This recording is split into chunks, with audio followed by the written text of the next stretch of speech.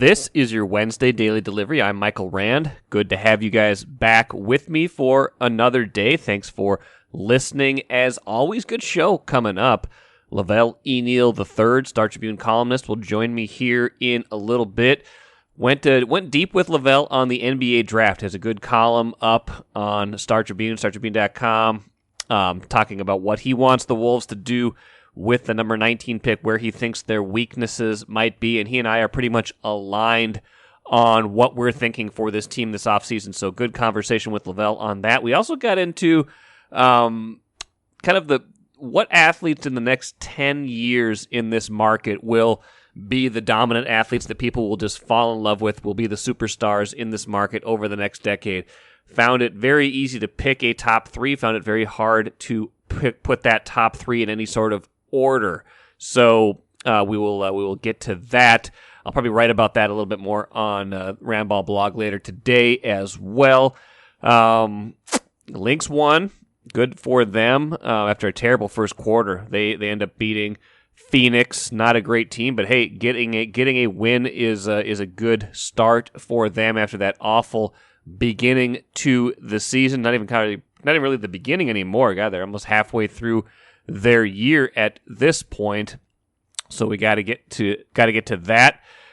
We got to get to some bad news on the injury front for Gophers men's basketball. Parker Fox hurt his knee again, the other knee. Don't know the severity yet, hoping it's not too bad, but that news delivered on Tuesday. You can read Marcus Fuller's story, Star Tribune, StarTribune.com, about that and what that might mean for the Gophers if that is indeed a serious injury. But first, what did I miss?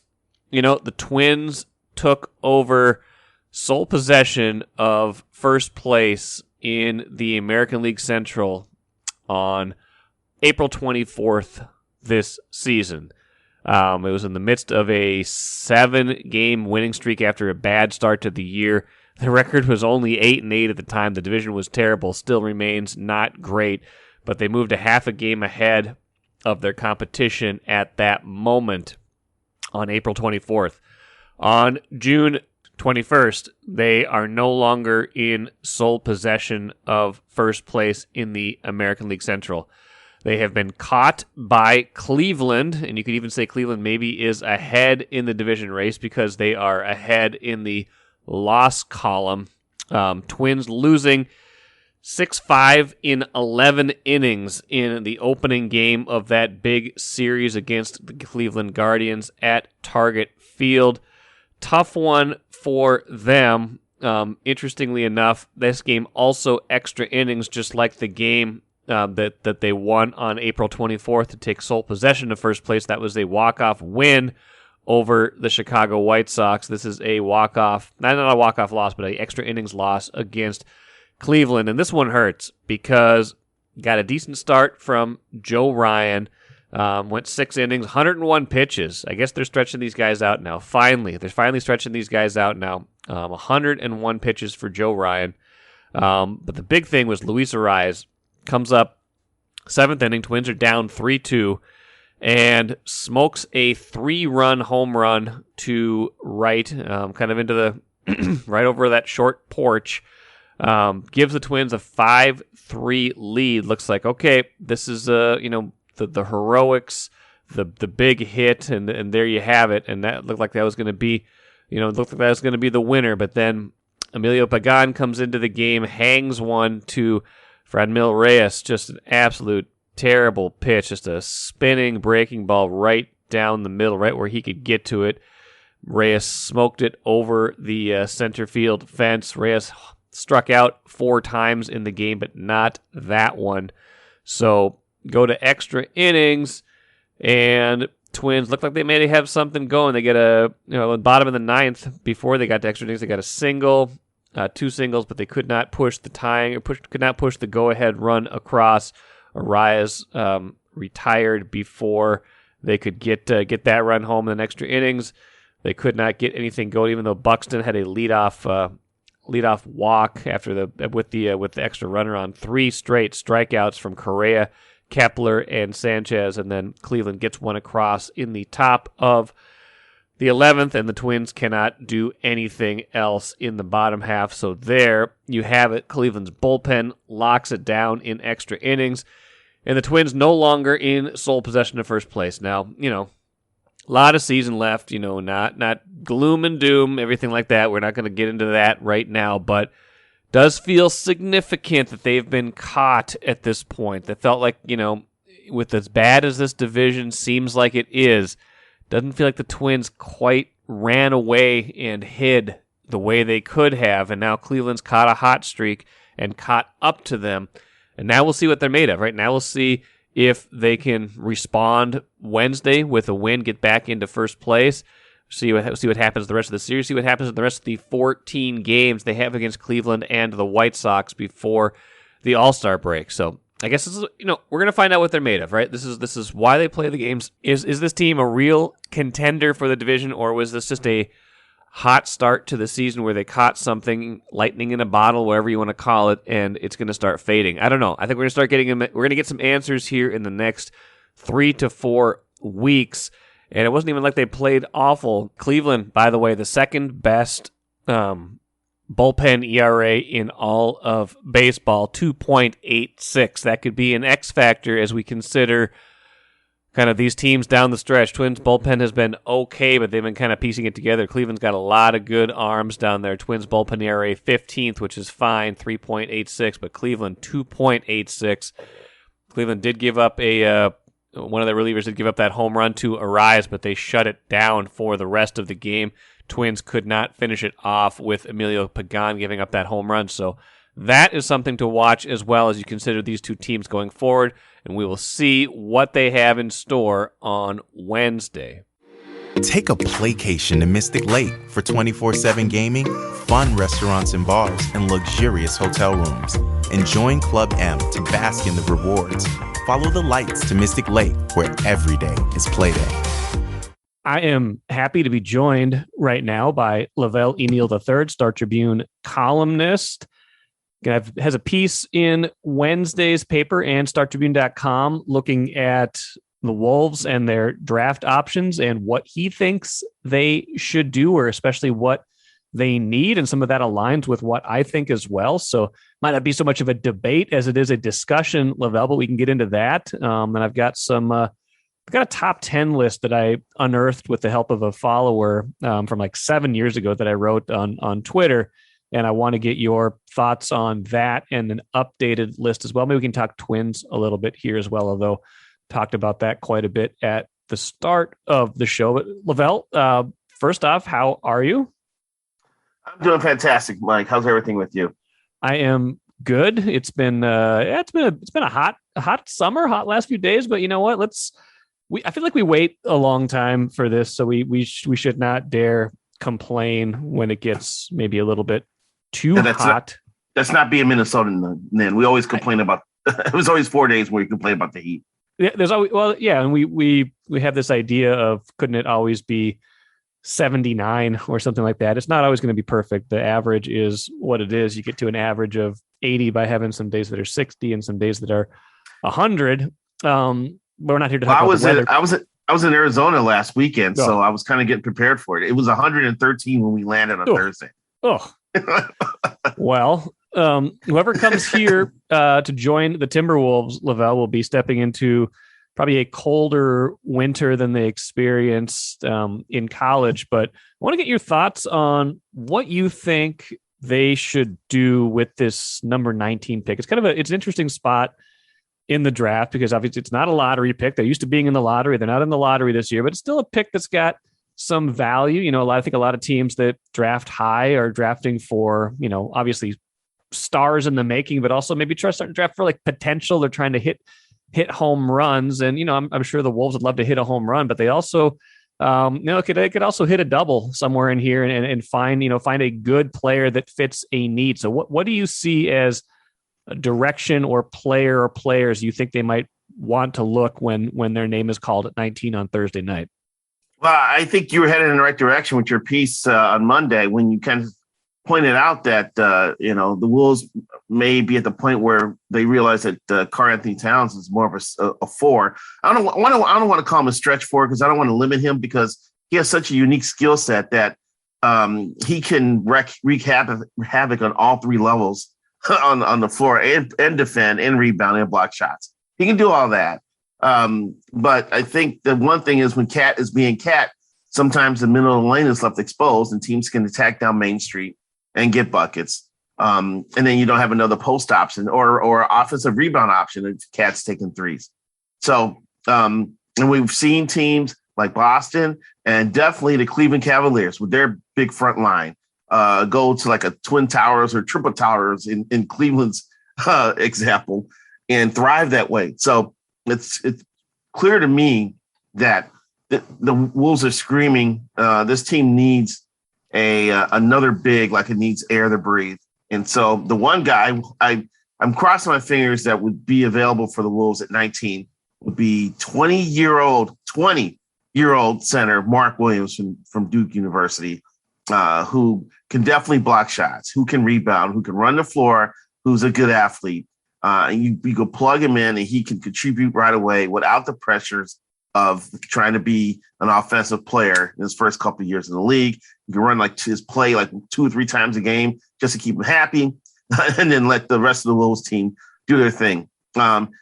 He is listed at 7 feet. Even apparently at the scouting combine, he was measured at 7'2".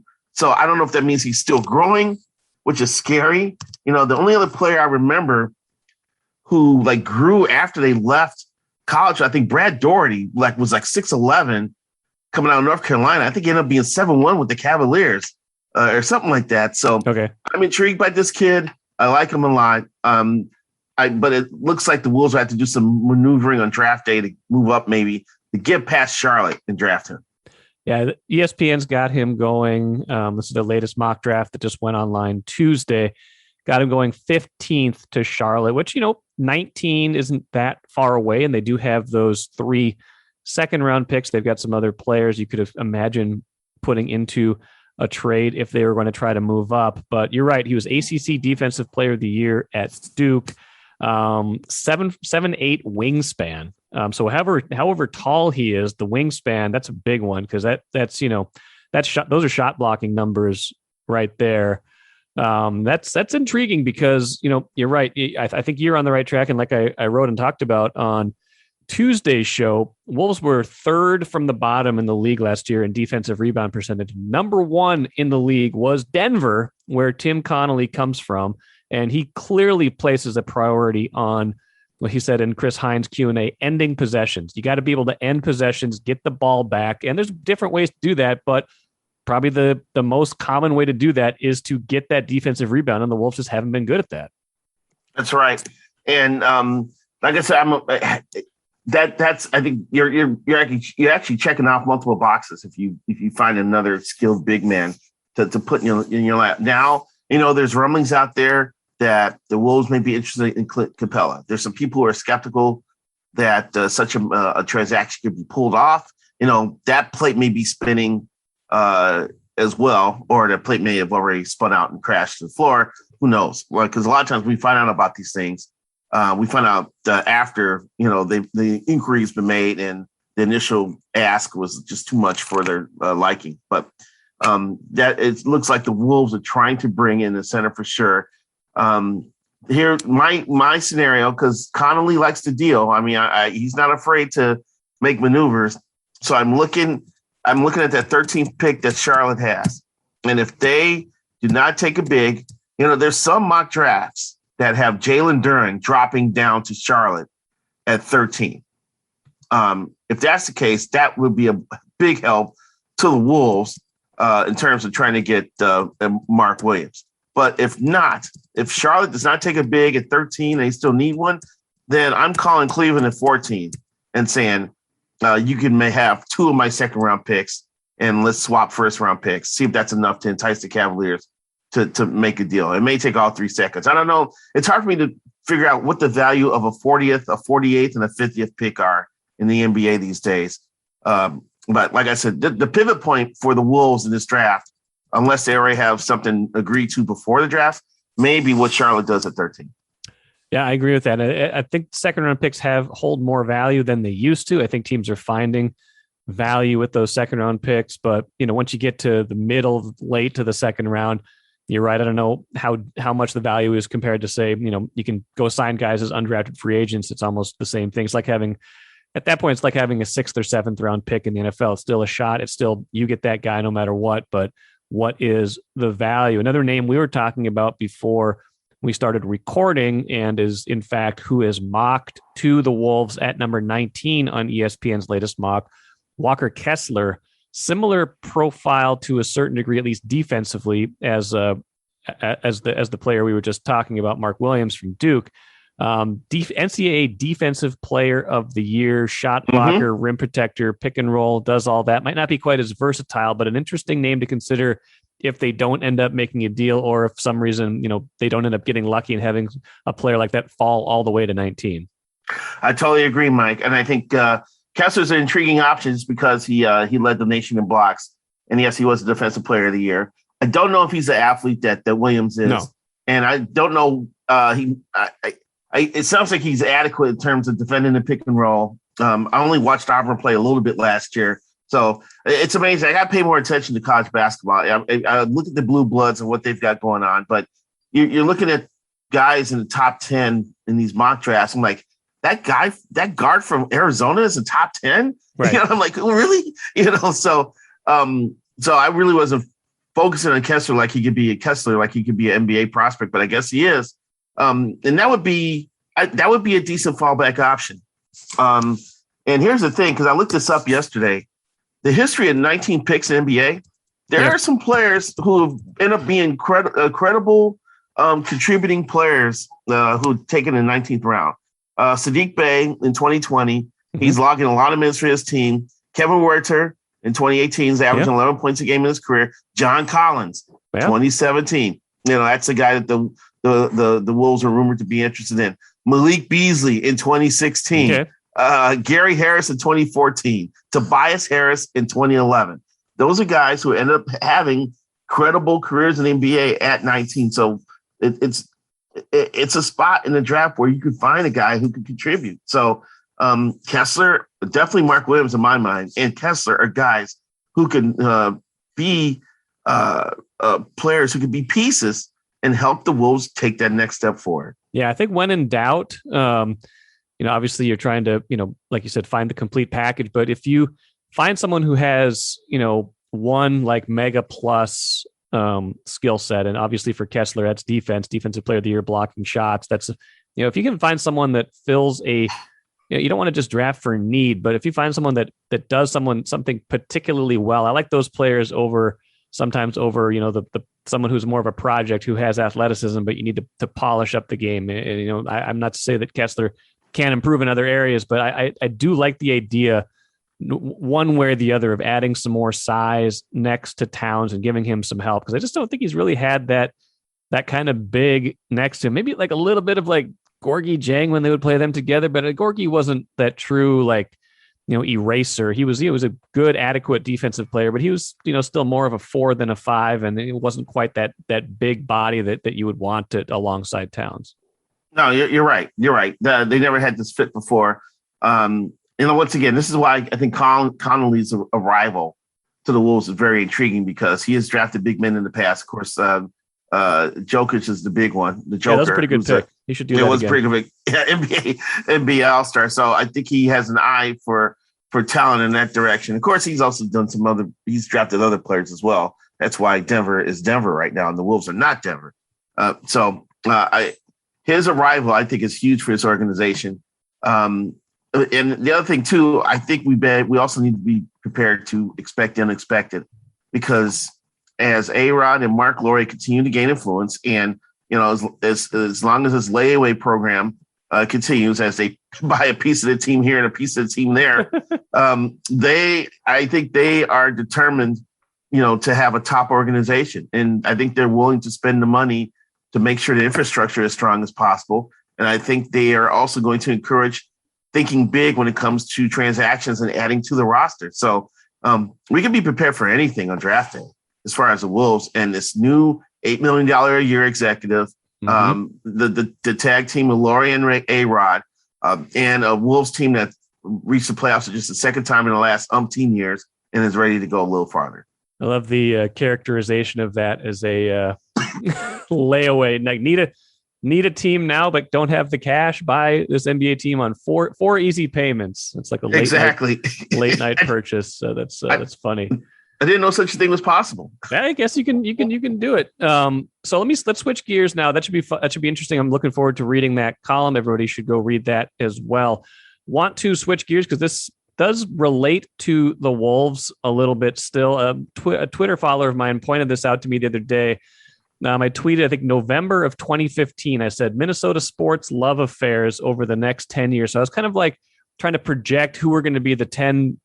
I think these were all kind of young up and coming athletes at the time. So, I didn't have some of the more established people. I didn't have like Adrian Peterson or something because he was already a veteran at that point. But I put together a list of 10 athletes who I thought would be kind of the biggest influence and people would love to watch in this market. In November of 2015, the list went like this.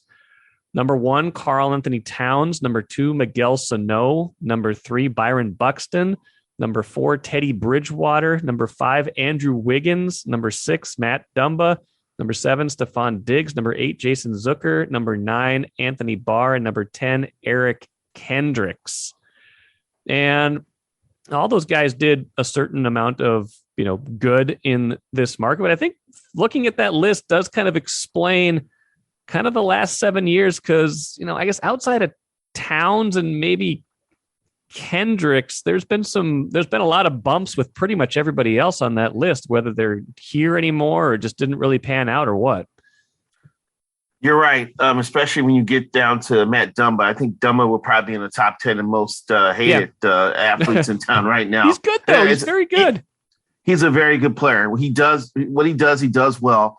And, I believe Bill Guerin understands the value that he has to that defense. And the pairing of Dumba and Brodin is one of the better defensive talents in the NHL.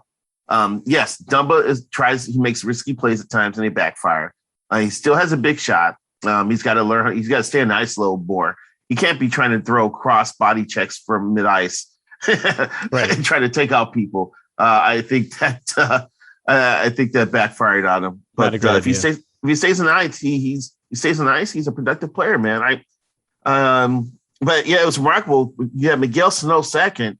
Miguel Sano's career is at a crossroads now. I think the Twins are comfortable with him not playing the rest of the year and just rehabbing that knee. But it's like I've almost forgotten about him.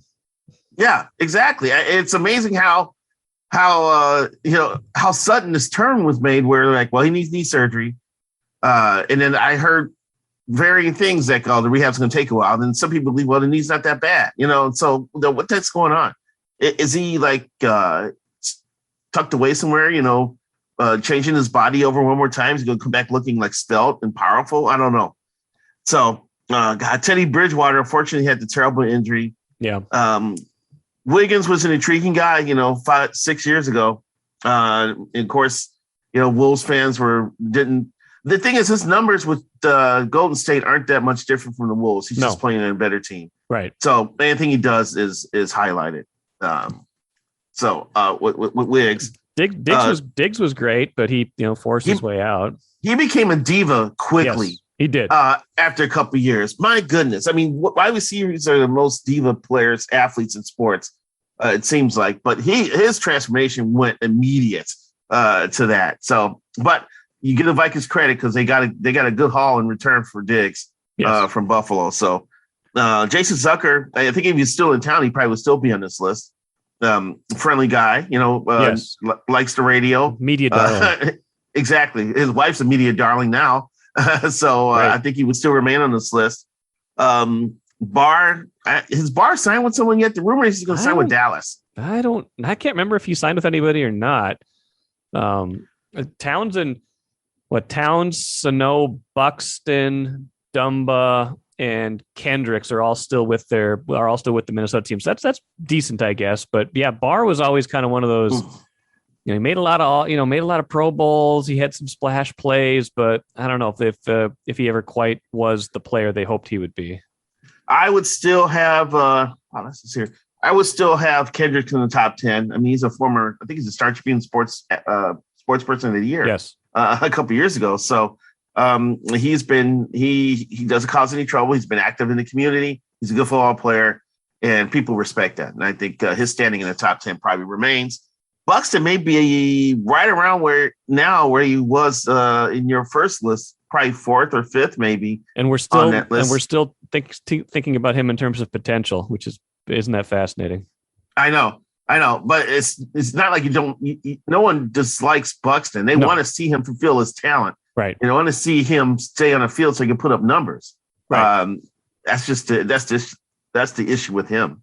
So if you were going to make a new list from scratch, and let's push aside the guys that are already kind of established. I think there's three names I think that people would immediately say probably belong in the top three when we're talking about, players that have just come into this market in the last couple years. I think we're talking about guys like Justin Jefferson, Kirill Kaprizov, and Anthony Edwards, but I think you can make an argument for any way you go 1, 2, 3 with those. How would you stack those 1, 2, 3 if you were making a new list of next decade love affair with Twin Cities athletes?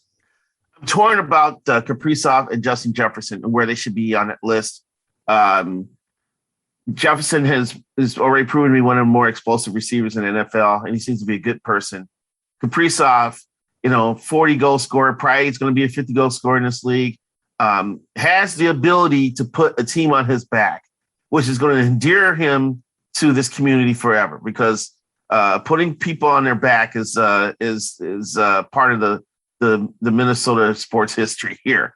And his ability to do that, I think, is something that can't be taken lightly. Now, but my number one pick is Anthony Edwards because of the upside, because of the thrills, the way he plays the game, and his personality. The one thing he has over Justin Jefferson and Kaprizov is that he's already appeared in a movie, and and apparently he did a really good job in that movie, Hustle.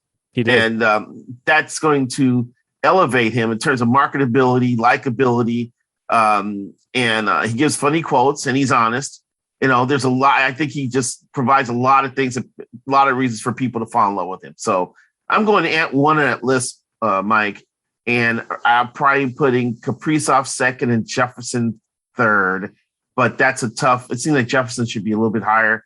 But that's where I'm going right now. I think the more I think about it, the more I think you're probably right with Edwards. But the case I could make for each one is this. Ant, I think, the NBA is a star league. You see their faces. It's the cool league. You get to, get up close with these athletes. And he's got the mix of the game, the charisma, the personality, that the people don't just enjoy watching, they enjoy the whole person. They enjoy the whole process of just being around that athlete. But Jefferson plays the biggest sport, right? I mean, the NFL, the Vikings, this is number one in the market, slam dunk, no doubt. And he is one of the best already at his position. I think it's hard for a wide receiver maybe to claim that spot, but certainly is a credible guess at number one. And Kaprizov, I think Kaprizov is just the flat out best at his craft of the three. I think he's a better player than Jefferson and a better player than Ant relative to his position in the league. I just think he has got the potential to be, I think if you ask me which one of these three will be in the Hall of Fame in 20 years, I think Kaprizov would be my first guess. So that to me is, an indicator of where I might put him, but you can make a case for him. But I think you're right. Ant with that star is more of a star than these other two.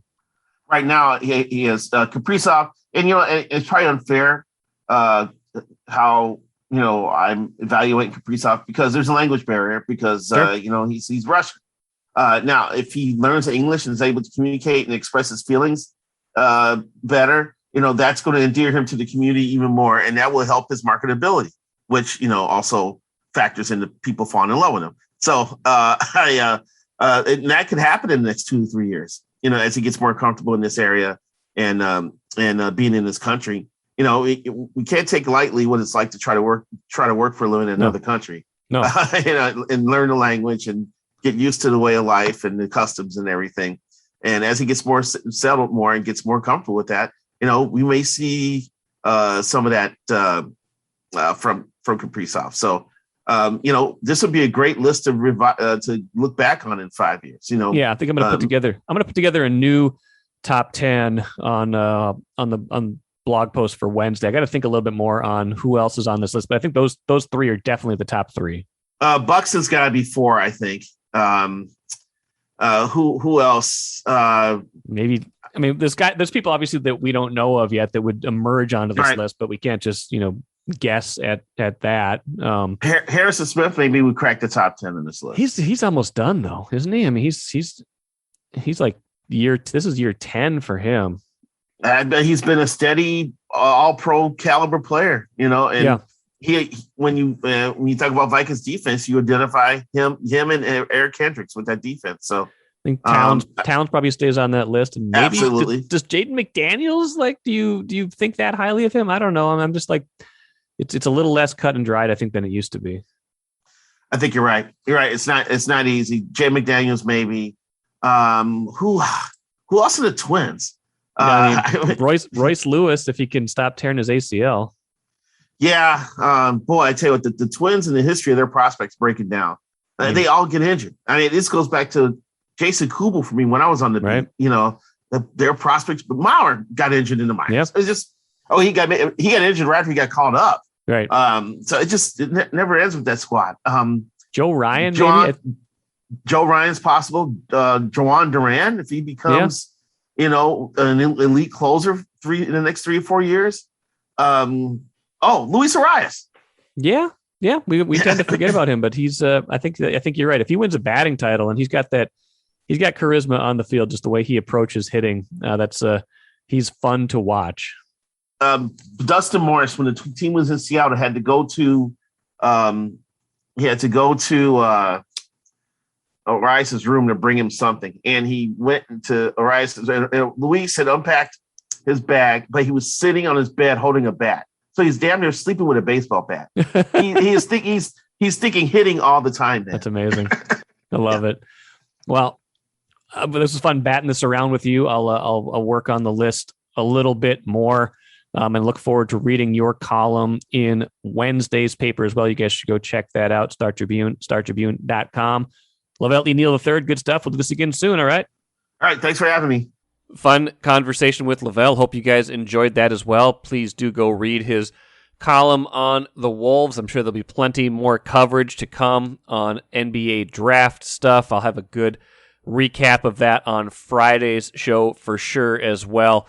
And like I said, I'll be writing about those athletes who the fans are going to love in this market over the next decade. I should be writing a blog post about that later today.